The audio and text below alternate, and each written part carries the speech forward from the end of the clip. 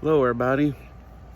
This last Saturday, that was the last day that I'm running 4.4 miles. Next stop, I think this Wednesday. This Wednesday will be 4.8.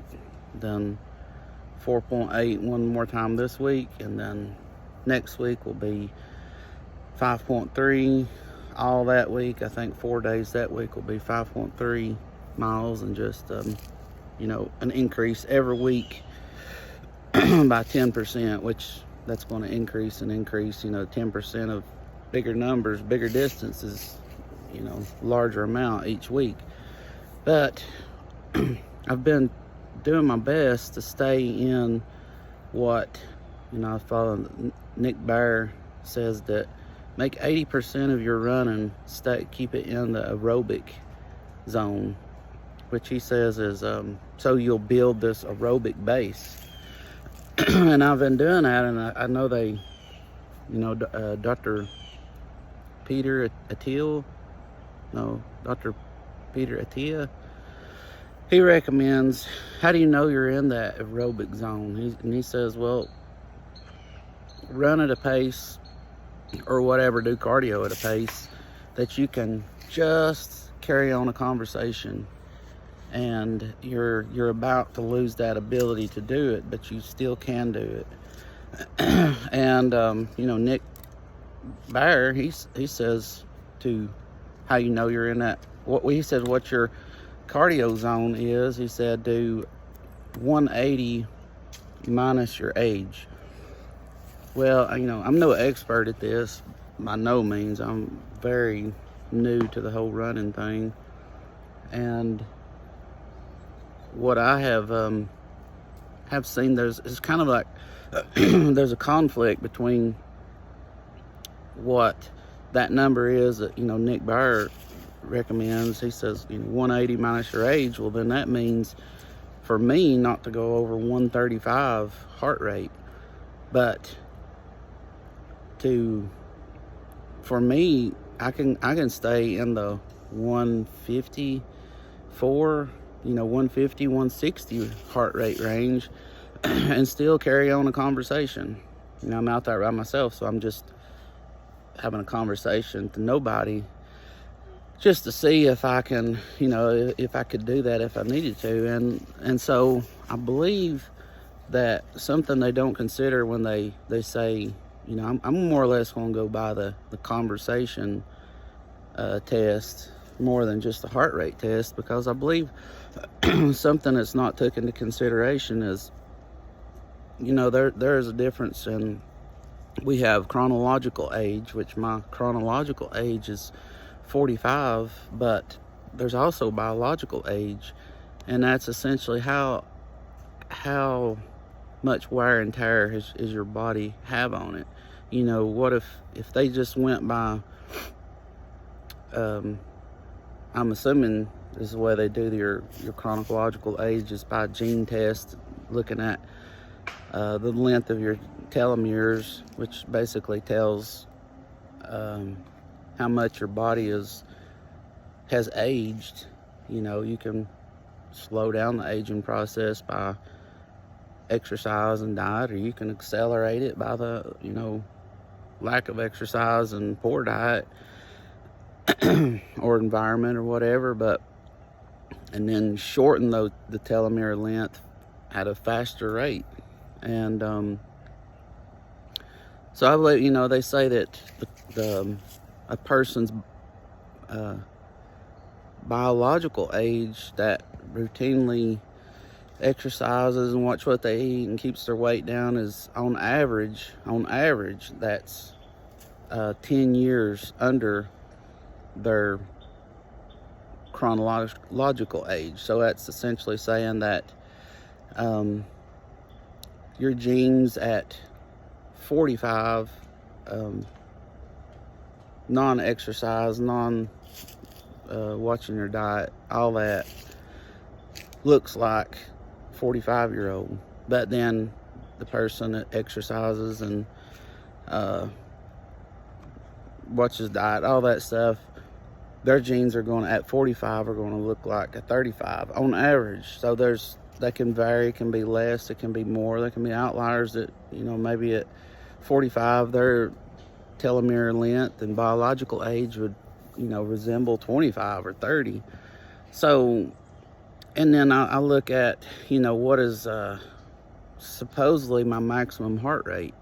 Well, that's 220 minus your age, so that would be in the 175.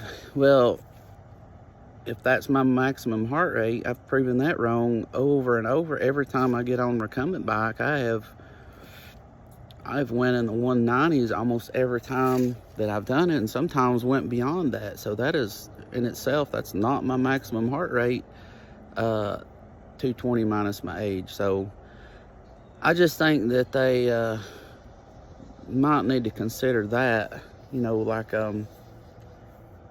maybe not just tie it down to the numbers, but just I probably believe maybe the talk test is more accurate, and I'm thinking that that's why, like, the military has these cadences that they say while they're on their morning jog. It's just more or less, to keep them in rhythm, but also you can't do that if you can't talk. You can't say those whatever, I don't know, but I've been told, all this stuff, and then ring it out. So maybe that's what it's for. Maybe it's not what it's for, but it's just a thought of mine. But I just think of the same way as like Andrew Huberman when he was talking to somebody, that they measure this, measure that, take all these body metrics to determine if they've got a good night's sleep, to where, Andrew Huberman was like, well, I tend to just go by, when I wake up in the morning, do I feel like I had a good night's sleep? And to where the guy he was talking to, I won't say who he was, but he was like, yeah. Kind of like he didn't know what to say, because that was too simple. And man, if you wake up and you feel well rested and throughout the whole day, then yeah, you've probably had a good night's sleep. And I know that to be, the little watch that I've been using to track my runs, smartwatch, it tells me all the time that I have slept 8 hours, 9 hours, because I have, wake up at 2 in the morning and can't go back to sleep, and then I look at it and it's like, oh, you've only slept 4 hours, and then it's like 6 o'clock before I go back to sleep, and wake up 2 hours later, and I look back at it and it's like, oh, you had 9 hours of sleep, and during that whole time that I was awake, the 4 hours I was awake, it's like it said I was asleep. So I don't have much faith in that. It's more or less. So said all that to say this, I think maybe they are not taking biological age into account as they might should. Maybe they need to look into that. Or just use the talk test. I think that's what I'm going to stick with, and to know whether I'm staying in that aerobic zone or not. But maybe somebody out there that knows a lot more about this than I do, which wouldn't take much, could chime in and explain that to me. Thank you. A few moments later. Part 2 to what I was talking about yesterday, about whether biological age influenced maximum heart rate, instead of just chronological age. It turns out that, my what would you say, hunch about that is right. I hate to say I've done research, aka Googled a bunch of crap, and it talks about that, people with low biological age could have a higher maximum heart rate.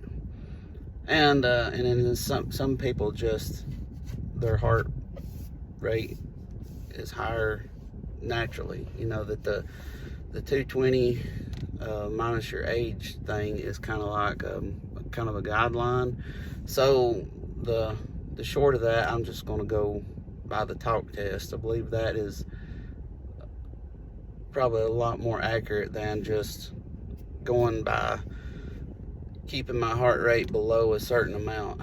I think if I kept mine in the 134 range, I would be basically walking instead of running, walking fast. So that's what I was thinking. Seems to be true.